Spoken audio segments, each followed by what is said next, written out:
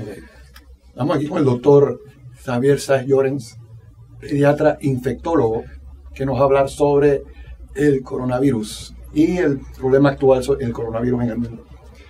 He hecho unas preguntas lo más básico posible para entender la transmisión, el tipo de virus, de dónde vino, y vamos a empezar con la primera, que creo que es la más básica. ¿Qué es un virus?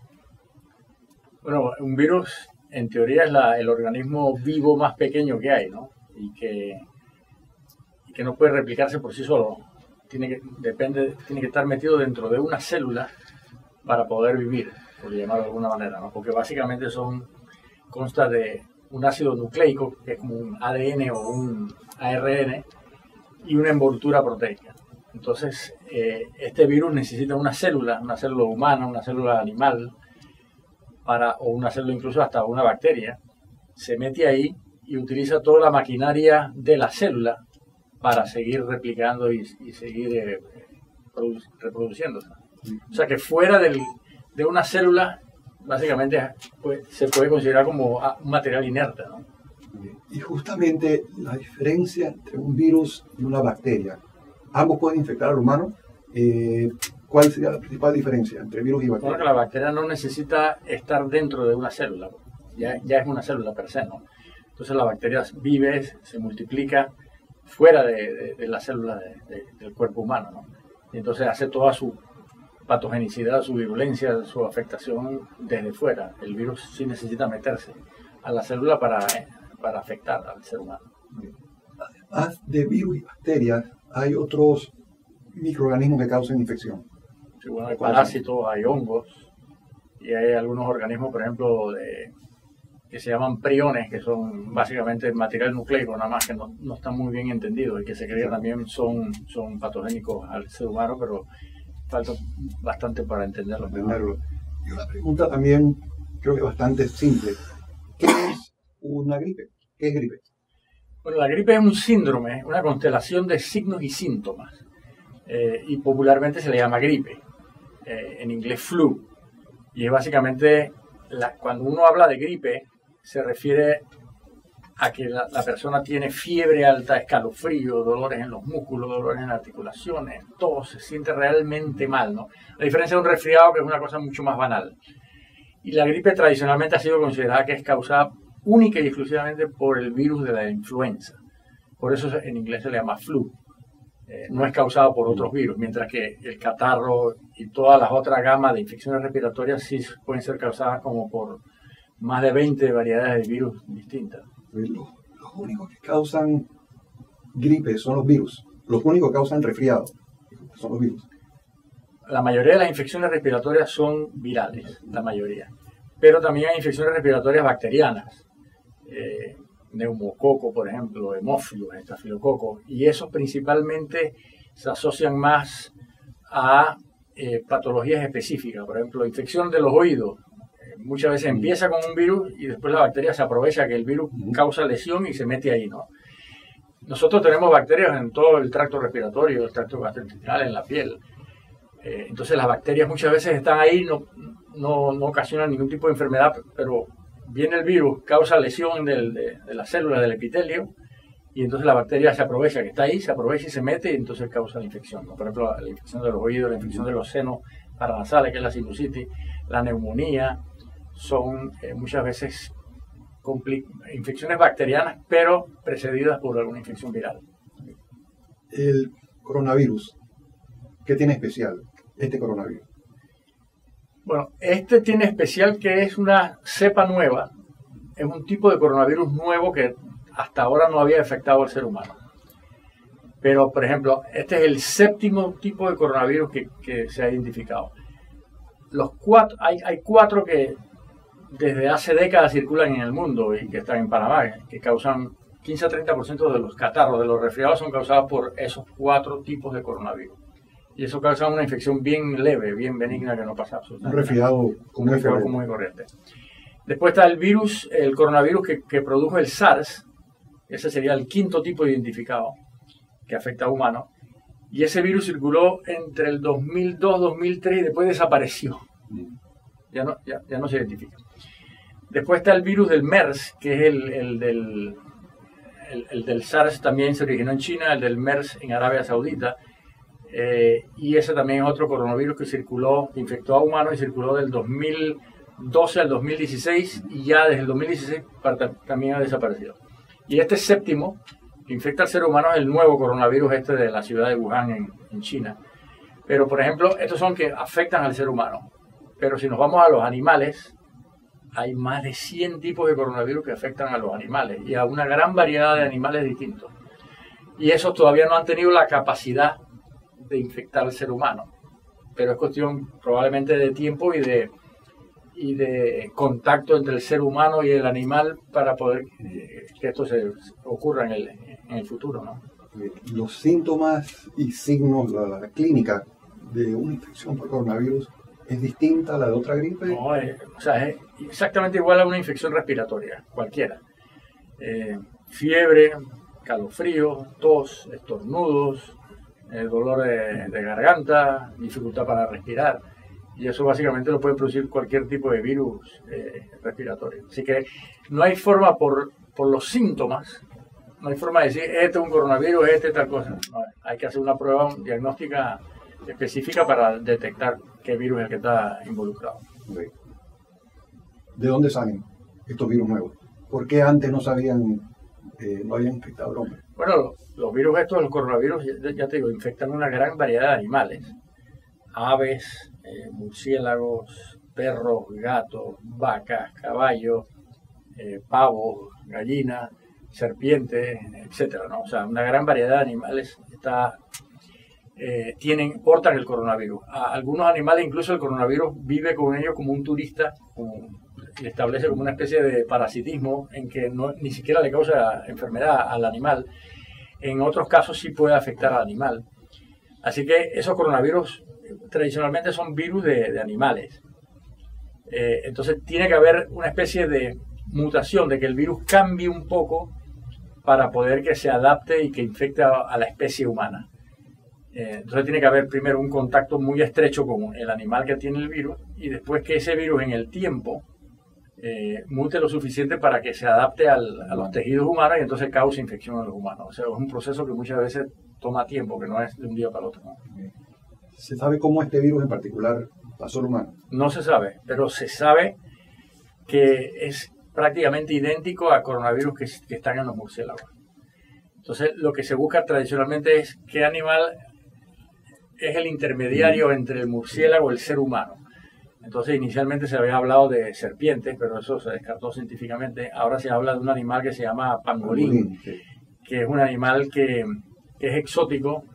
De hecho, está en peligro de extinción. Que está en peligro de extinción y que se usa incluso para la medicina tradicional china y que se come también y que se venden las escamas para fabricar bolsos, gorras, etcétera, ¿no?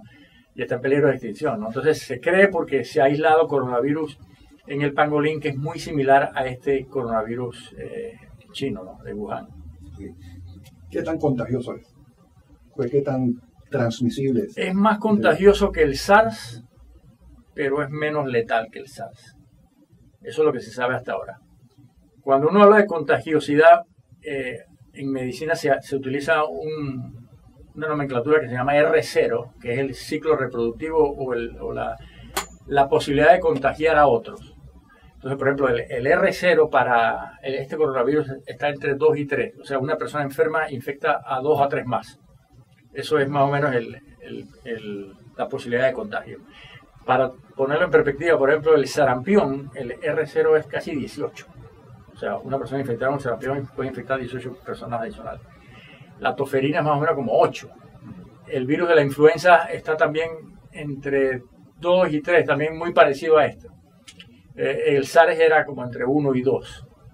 Entonces, es un poco más contagioso que el SARS, pero la letalidad, o sea, la posibilidad de causar enfermedad grave que lleva a la muerte es más baja que el SARS, porque en el SARS era alrededor del 10% de los afectados morían. El MERS era como 35%. Por ponerlo en perspectiva, también el ébola es 60-80%. en este más o menos anda por el 2% y posiblemente sea menor que el 2%, cuando se computen todos los casos que hay. ¿Qué es una epidemia y qué es una pandemia? Bueno, en epidemiología se utilizan diferentes términos para saber el grado de afectación y riesgo que hay para la comunidad, dependiendo del número de afectados, ¿no? Por ejemplo, a veces se habla de un brote. Un brote es que ocurren varias infecciones idénticas en un lugar pequeño, en una comunidad, por ejemplo. Un cúmulo de casos que se sale de lo habitual y ocurre en una región específica. Eso se llama un brote. Cuando ese brote se expande y entonces ya esas mismas infecciones no solamente están en ese lugar, en la comunidad donde empezó, sino que adquieren una dimensión geográfica mucho mayor, entonces, y que se sale de lo habitual, de los números que se registran para un determinado país todos los años, entonces ya se habla de epidemia. Cuando esos casos ocurren todos los años y están dentro del rango normal que se ven todos los años, entonces eso se llama endemia. O sea, una endemia quiere decir que, por ejemplo, la gripe ocurre todos los años en Panamá y más o menos afecta como el 5 a 10% de la población. Entonces eso es una infección endémica, ocurre en el país todos los años. Cuando entonces esa misma infección afecta a más del 10% o al 15% o al 20% en ese país, entonces ya se habla de epidemia en ese país. Y pandemia es cuando se sale de las fronteras de los países y ocurre, por ejemplo, en más de dos continentes. Por ejemplo, que no solamente ocurre en todo el Asia, sino que de repente se va a Australia o se va a la América. Entonces eso ya es pandemia, ¿no? Que involucra la misma infección, pero ya a nivel internacional. ¿Existe peligro a una pandemia? Bueno, siempre esa posibilidad existe, ¿no? Entonces, por eso la Organización Mundial de la Salud tomó todas las precauciones para, a pesar de que fuera de China todavía no es un problema importante, y fuera de China incluso la transmisibilidad del contagio parece bastante menor que en China. De todos modos, se tomaron todas las medidas de precaución precisamente para evitar que sea una pandemia, ¿no?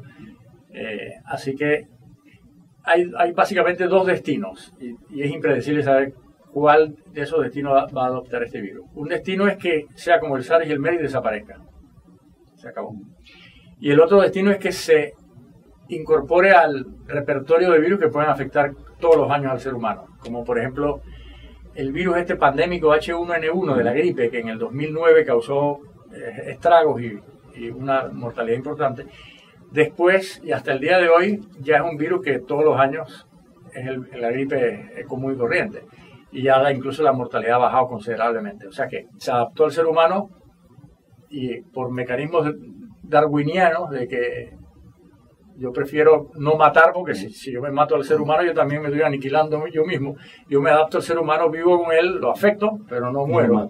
Exacto. Y eso también puede ocurrir con este virus. Habrá que ver qué es lo que acontece. Además de China, ¿qué otros países ha habido casos? Bueno, hay 30 países ya afectados por este virus, ¿no? En América básicamente hay dos, Estados Unidos y Canadá. Todavía no hay ninguna publicación de un país latinoamericano que haya tenido algún caso. ¿Y qué tan probable es que llegue a Panamá? La posibilidad existe.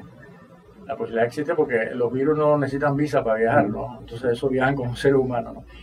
Y las medidas, por más severas que sean de cuarentena, de pesquisar o detectar pasajeros infectados, siempre va a haber filtración, siempre va a haber turistas que vienen, que portan el virus y no se van a poder identificar, ¿no? Y también hay gente que hace trampa, ¿no? Eso se vio, por ejemplo, en el SARS. El SARS detectó como al 60% de los infectados, pero no al 40% que pasó desapercibido por varias razones. Una, porque no todos tienen fiebre.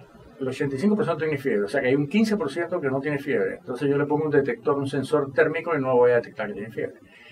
Pero también se sabe que hay gente que se toma una acetaminofén, una Tylenol 20 minutos antes y no tiene fiebre, a pesar de que tenía.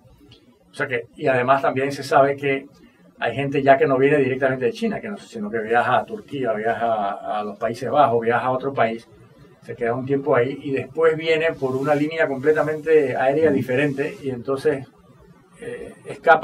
evade de todos los controles que hay aeroportuarios en los determinados países.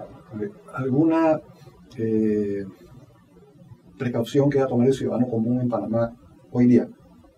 Las medidas generales de infección respiratoria que se aplican para gripe, para cualquier virus respiratorio, ¿no? Esas son exactamente las mismas.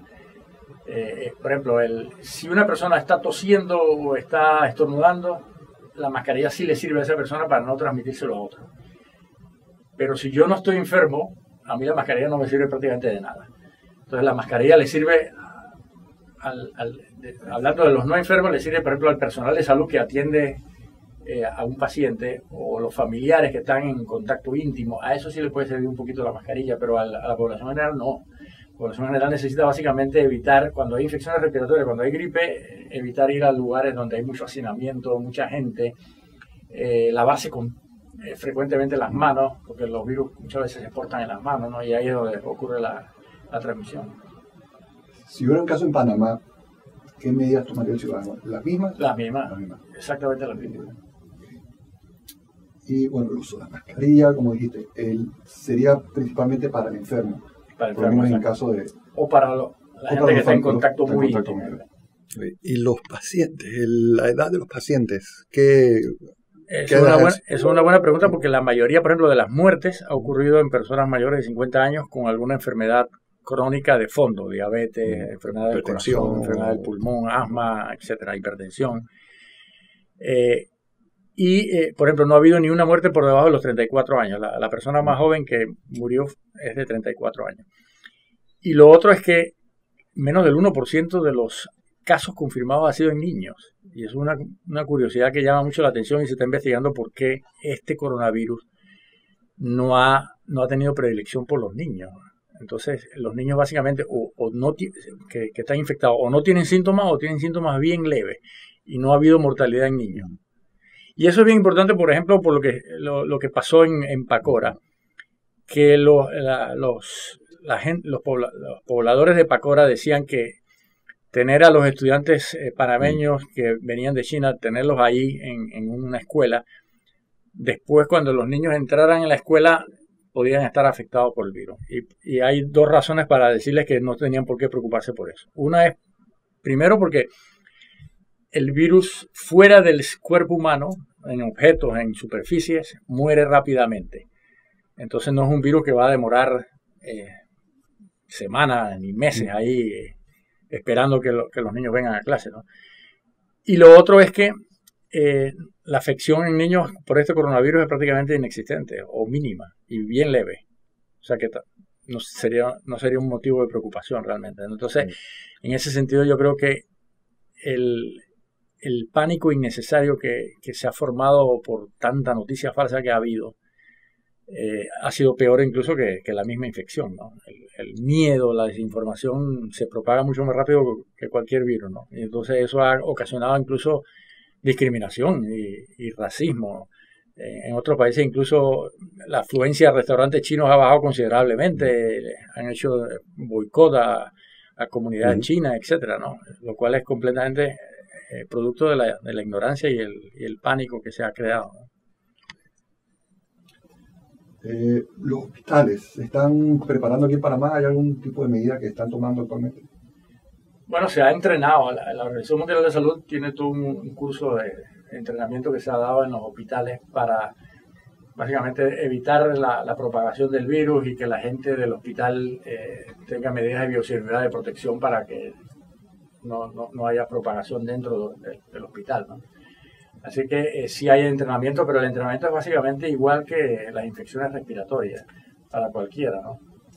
Que debería seguirse al pie de la letra, que muchas veces sabemos que en los hospitales a veces nosotros mismos burlamos un poco la estrategia de control.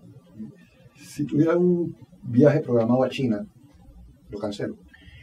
Bueno, la Organización Mundial de la Salud no ha restringido los viajes, pero lo que aconseja es prudencia. Si un viaje sobre todo a las ciudades afectadas, donde está el epicentro de la infección, si yo tengo un viaje allá y lo puedo obviar, no es de urgencia, puedo diferirlo, mejor hazlo para no exponerte.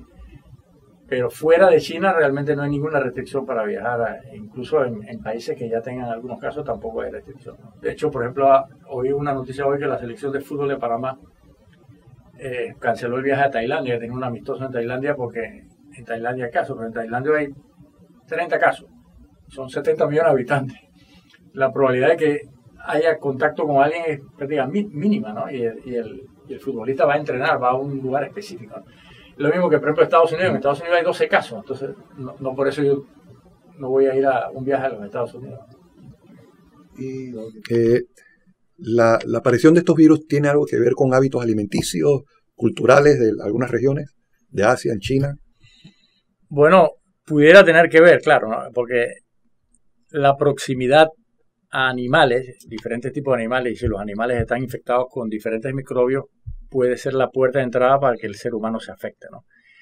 Pero eso puede ocurrir en cualquier lugar del mundo, porque, por ejemplo, la gripe porcina, el H1N1, la primera vez que apareció fue en California, una granja de California. Entonces, en América, por ejemplo, donde se originó por primera vez el Zika en América fue en Brasil. El hantavirus nuestro de Azuero es autóctono nuestro, es diferente a muchos otros hantavirus, así que nosotros también estamos en la capacidad de exportar infecciones a otras partes, ¿no? Así que no hay que culpar a los asiáticos de sus hábitos porque las infecciones pueden ser originadas en muchas partes del mundo diferentes, ¿no? Y lo otro es que mucha gente dice, bueno, pero es que los asiáticos comen cosas que no comen en otros lados. Bueno, primero que esos son hábitos culturales. A lo mejor ellos dirán que nosotros nos perdemos de esos manjares porque no comemos ese tipo de cosas. Pero también, por ejemplo, aquí en Panamá nosotros comemos iguana, comemos sao, comemos mondongo, que eso también no es que sean alimentos muy, muy finos, que digamos, muy gourmet. Huevos de tortuga, creo también. Exacto, así que cualquiera puede tener hábitos nutricionales y culturales diferentes y no por eso seamos inferiores o superiores a los demás, ¿no? Sí, yo rebajaría un poco el pánico y el miedo que hay, ¿no?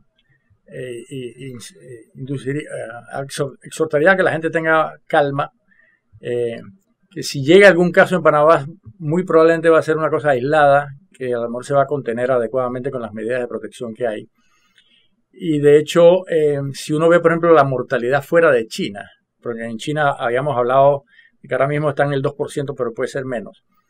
Pero, por ejemplo, fuera de China hay 350 casos más o menos, y nada más ha muerto una persona en Filipinas, y era un ciudadano chino, con factores de riesgo. O sea que si es uno de 350 personas, la mortalidad probablemente esté muy parecida a la de la gripe. Entonces nosotros lo que sí debemos preocuparnos nosotros es por la gripe. Y esa la tenemos a partir de mayo, junio, todos los años en Panamá. Y eso no solamente se afectan los mayores, sino también se afectan los niños, mientras que en este coronavirus aparentemente los niños están bien respetados. Así que yo diría que realmente ahora mismo no hay ninguna evidencia sólida de que tenemos que preocuparnos en exceso.